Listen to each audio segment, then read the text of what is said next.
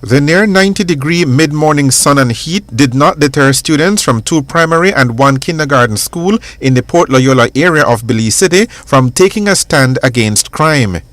This idea of a human chain is under the theme taking back our city, reclaiming our streets, empowering our children. Organized by the Muslim Community School's principal, Lana Ahmad, today's human chain demonstration had the participation of the Port Loyola Preschool and the St. John Vianney Primary School.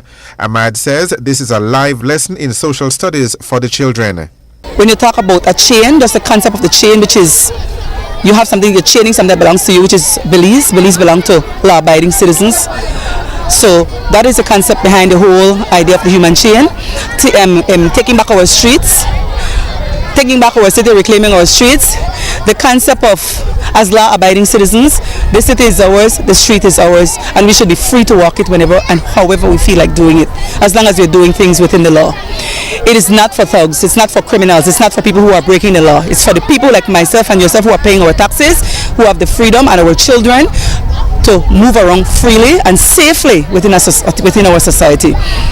Empowering our children, as you can see, the children who are out here, they are participating, they're involved, and we are empowering them in helping them to understand that they have a voice and they have a right and they have a duty to do whenever they see something wrong, do something about it. Whether it is actually moving it out with their hands, speaking out against it, or like we say in our faith, hating it in your heart, but that is the weakest of faith. You want to show faith and strength, then you do something about when you see something is wrong. Actually, get out there and do something about it in a peaceful, respectful manner. So basically, this is practical education that you're giving to these children. Exactly. Implementing some of the things that they learn. For example, in social studies, in Islamic studies or religion, we're teaching them that you have a responsibility before God to do what is right, to help your fellow human being. You see something wrong, do something about it. So bringing them out here, getting them involved, you see they're all excited, they're part of it, the sun is hot, but they're all part of it because they know that at the end of the day, we teach them that when they grow older, what we leave behind is what they are going to inherit. And if they don't take part from now, what is going to be left for them? It's best they know, be involved from now, and they know what is happening, that they can become strong and empowering themselves from now to do their duty later on in life. President of the Belize District Association of Principals of Primary Schools, Kimberly Ramclam, says she is supportive of initiatives like this. I'm in full support of the children coming out to voice their concerns. They have all right to, because whether we want to accept it or not, this is their country as well. They are being affected by it, and their little voices need to be heard just as much as anybody else's. Even taking them out of the classroom? If it means taking them out for a few hours, then yes, because in the longer run we might have to take more time. So might as well now.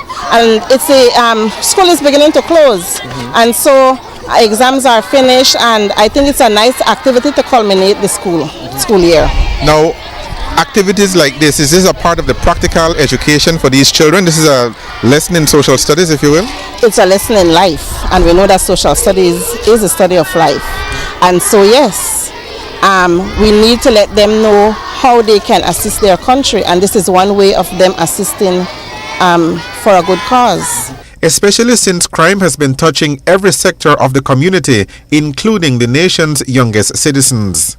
Yes, it has, and I think we all know about the situation in Cayo. It's only going to get worse, and we can no longer sit back and tolerate it. We have to speak out. The children need to be heard.